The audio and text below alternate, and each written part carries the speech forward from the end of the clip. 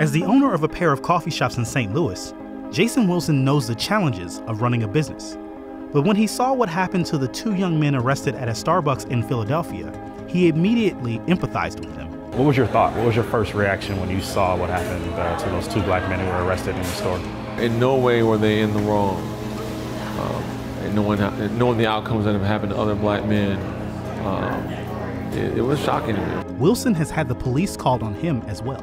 I had the same thing happen to me recently.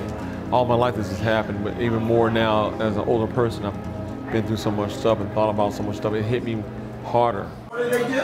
What did they do? Did someone tell me what they did? They didn't do anything. I saw the entire thing. They didn't. What did they do? After the Starbucks incident sparked nationwide outrage, the company announced plans to close 8,000 U.S. stores for a full afternoon. They will be holding racial sensitivity trainings in an effort to create a more tolerant staff that doesn't see police intervention as a first resort. Recent footage of black people having police called on them in seemingly harmless moments has spurred dialogue about the use of law enforcement to stifle freedoms for people of color. Employees at an Alabama Waffle House called the police on a black customer. The officers ended up wrestling her to the ground. What am I doing wrong? What did I do wrong? And this footage from Oakland, California went viral after a white woman called police on a black family barbecuing in a public park.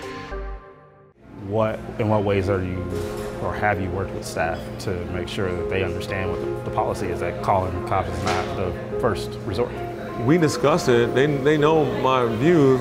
We've never put someone out of our coffee shop because they were black first and foremost, or white, or they weren't buying anything. In addition to being a business owner, Wilson is an elected member of the Clayton, Missouri School Board. And while he was out canvassing for election, police questioned him in a predominantly white neighborhood. He said that neighborhood residents called the cops because they assumed he was doing something illegal. So he assumed that you were someone? Assuming I shouldn't be here. Like, you assume that I've already violated a law, a rule. You've already indicted me, just off skin color. Wilson was sure to capture the incident on camera to prove a point. The video wasn't to say that these guys are just like, these police officers are just bad. It should say that that's how people look at black folks in general. Like, we make these assessments based on color, assuming that we shouldn't be in these communities.